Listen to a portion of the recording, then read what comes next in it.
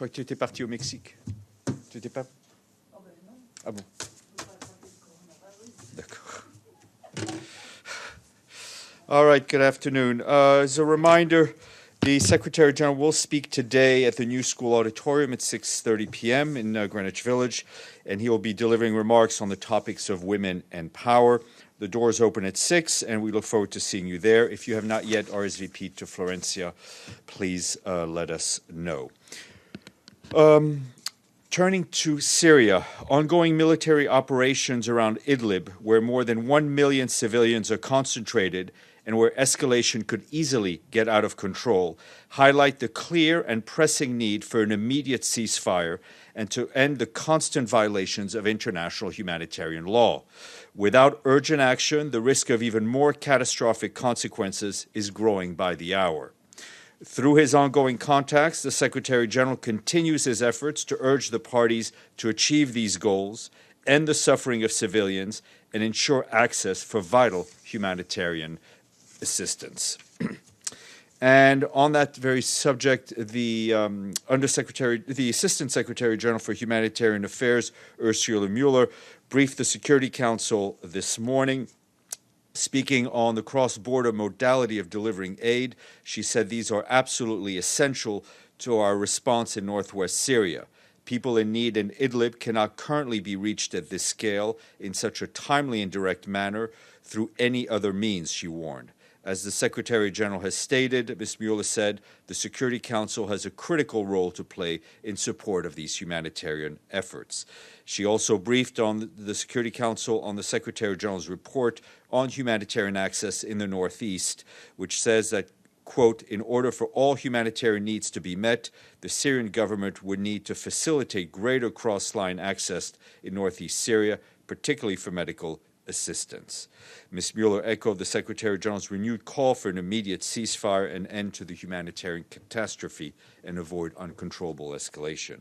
Also briefing was Henrietta Fore, the Executive Director of UNICEF.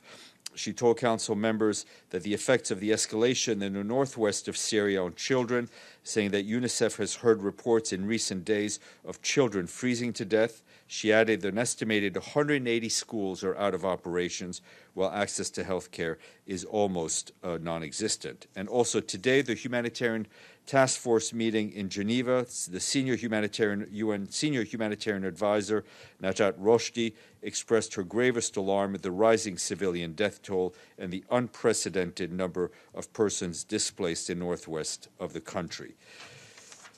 All those remarks and statements have been distributed to you. Turning to COVID-19, the head of the World Health Organization, Dr. Tedros, said that for the past 2 days there were fewer new cases reported in China than in the rest of the world. We are at a decisive point, he said, as he urged countries not to miss their window of opportunity to contain the virus. Aggressively, early measures can prevent transmission before the virus gets a foothold, he added. He called on every country to be ready to detect cases early, to isolate patients, trace contacts, provide quality clinical care, prevent hospital outbreaks, and community transmission. WHO is providing the tools to help them prepare. They have shipped testing kits to 57 countries and personal protective equipment to 85 countries who need it.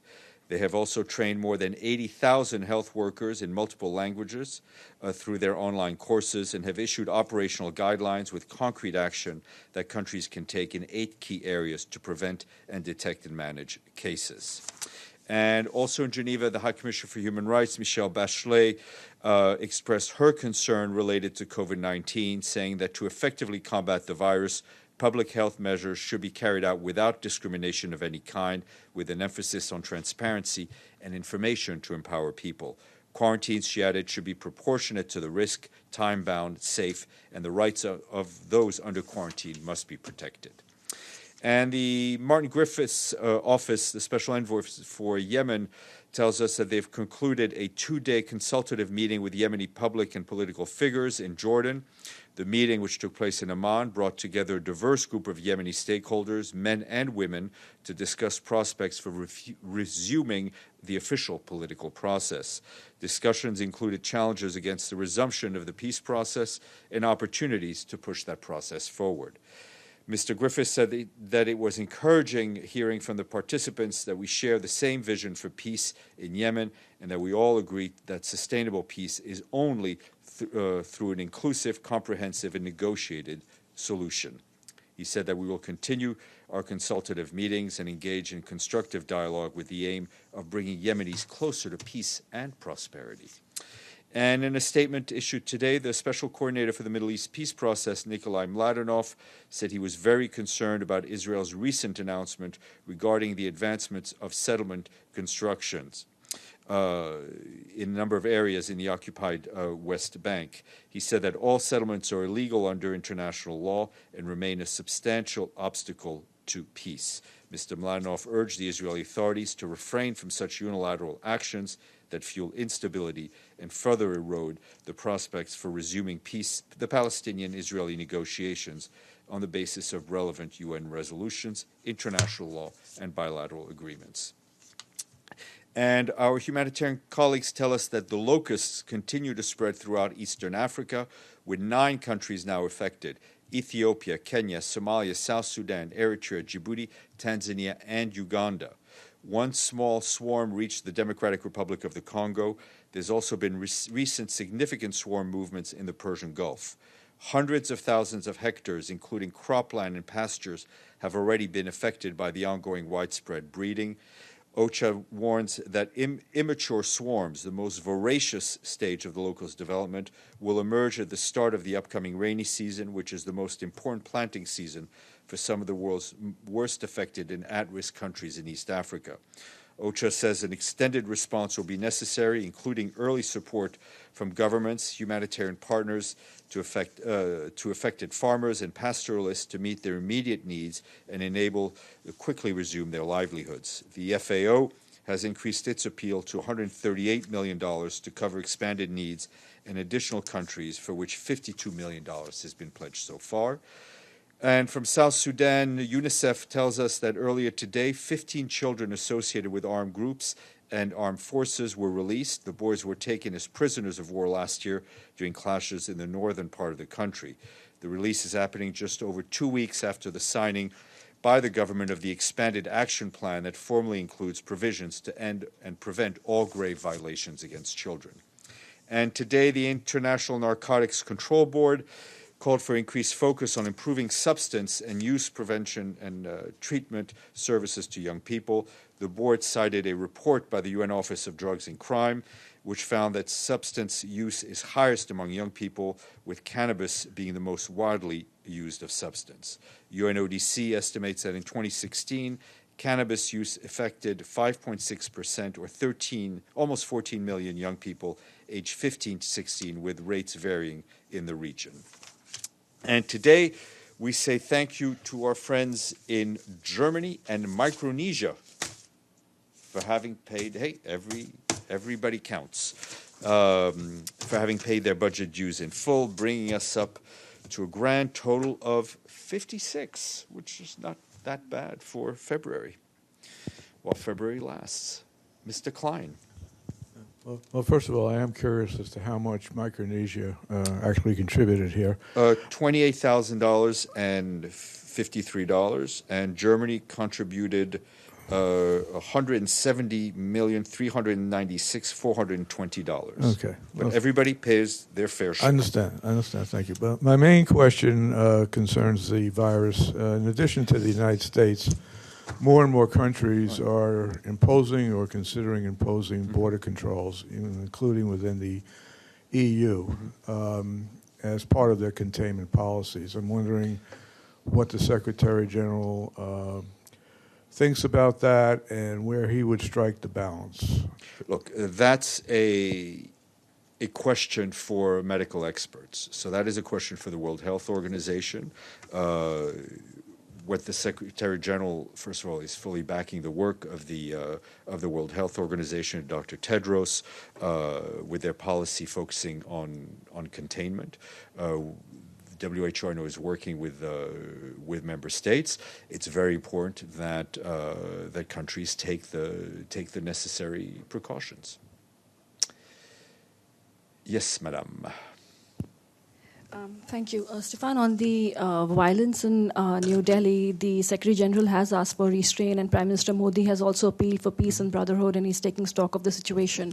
Going forward, the government authorities are also involved there. So any message on that? I mean, you know, as we've said, the Secretary General has been following the situation in India and concerning the violence closely, and is saddened by the reports of deaths that we've seen over the past few days in New Delhi. And again, reiterates, as he's done other places, his calls for maximum restraint and for violence to be avoided. I think throughout his life, the Secretary General has been deeply inspired by the teachings of Mahatma Gandhi.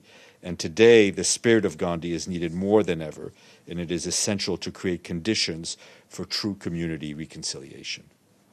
Maria, sorry. Thank you, Steph. So on visa issue, yesterday you already said that SG is concerned about it. Could you be please more specific about if Secretary General is considering actually going to this arbitrage which Russia is suggesting, and on Commission on Disarmament, which was scheduled to start tomorrow, if I'm not mistaken. Do you think it will be able to take place, and if Russian representative received the visa finally? Sure. I don't know if the Russian representative has received his or her visa, and that's a question to ask the Russian mission. I think for the disarmament work, the Bureau of Committee will have to decide when it starts its work. As we've said, the non-issuance of visas, the heavy travel restrictions put on certain representatives of certain member states is something that's of a very great concern to the Secretary General. He is fully aware of the position of the Russian Federation and others, as expressed during the meeting of the host country. I think it took place a bit more than a day ago. This is an issue that both he and his legal counsel have raised with the host authorities at very senior levels, and will continue to do so in an effort to resolve the ongoing situation. Yeah, Gabriel. Thank you. Two questions on Idlib in northwest Syria. Number one is yesterday 9 members of the Security Council met with the Secretary General, and part of their message apparently was urging the Secretary General to do all he can to get an immediate ceasefire. In that light, what is the Secretary General doing to achieve those means? Well, the Secretary General did meet with the 9 members. His goals, as stated publicly and privately, are really 2 very simple goals. Put a stop to the killing and make sure there is humanitarian access for those who need it the most. This is something he has been pursuing in his contacts. He met, as you know, with Foreign Minister Lavrov. He has either met or spoken to a pretty big number of relevant permanent representatives and others. And he will continue to do so, to try to get the parties to implement an immediate ceasefire. Yeah. One more, thank you.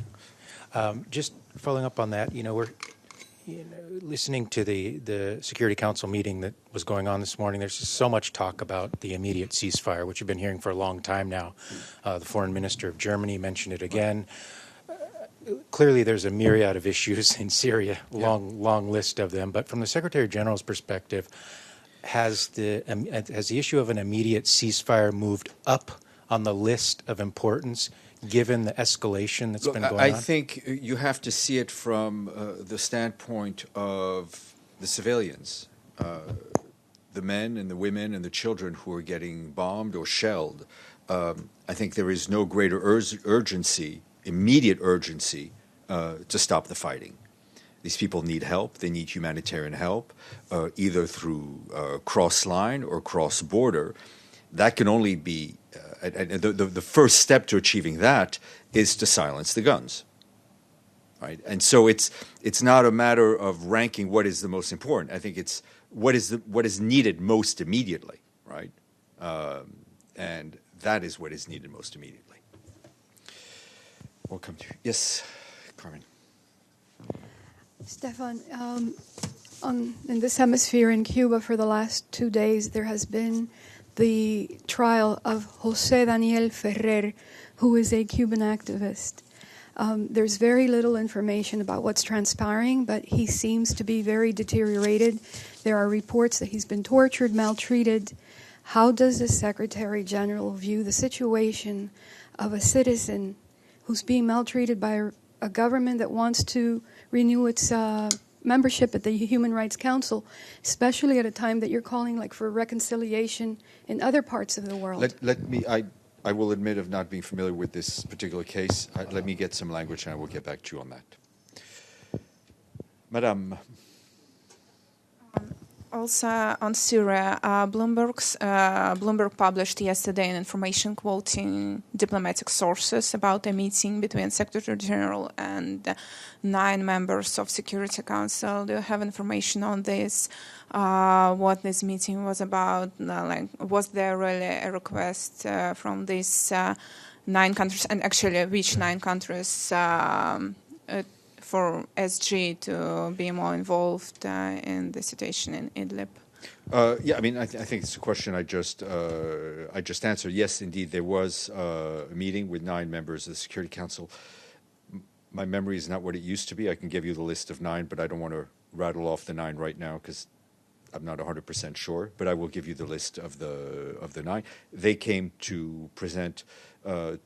They requested to meet the Secretary General to discuss the situation in Idlib, and as the Secretary General said, his 2 main objectives was to find a way to stop the killings and to get the humanitarian aid in. Senor. Thank you, Stéphane.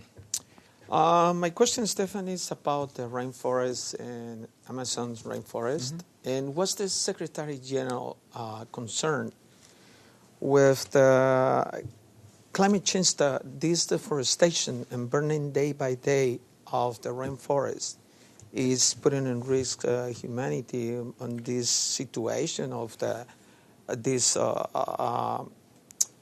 devastation of the Amazon. I have sorry, go ahead. Yes, and including is the rise for the indigenous and the forced extinction of the wildlife on the region. And what is the concern of Secretary General of this? And is this maybe a government? My question is this a government program on the development of industries, meat industries, agriculture, and all this in the process for the deforestation of the rainforest? It's a very important question, or questions you've asked.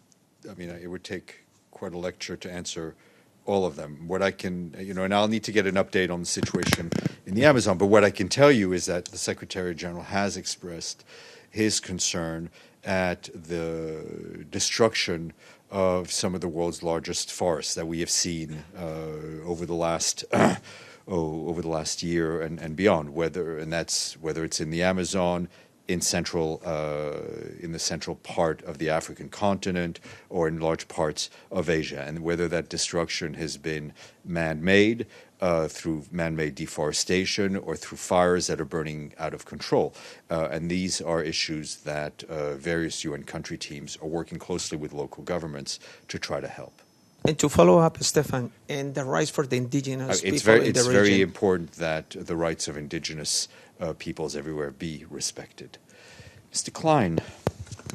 Yes, Ms. Bachelet has been quoted recently making some very sharp critiques of President Trump, particularly in the areas of environment and migration. I'm wondering, first of all, to what extent, if any, does she coordinate with the Secretary General before making those kinds of general critiques about a particular, the head of a particular member state? And secondly, does the Secretary General share her viewpoint on what she raised? I haven't seen the particular comments you're referring to. What I can tell you is that the Secretary General does not interfere in the work of the High Commissioner for Refugees. She is the UN's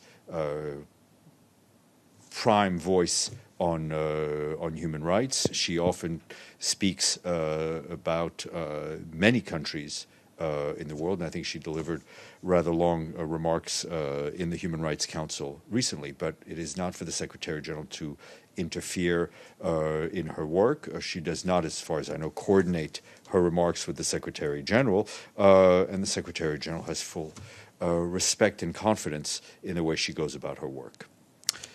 On that note, hasta mañana. Why not? And what?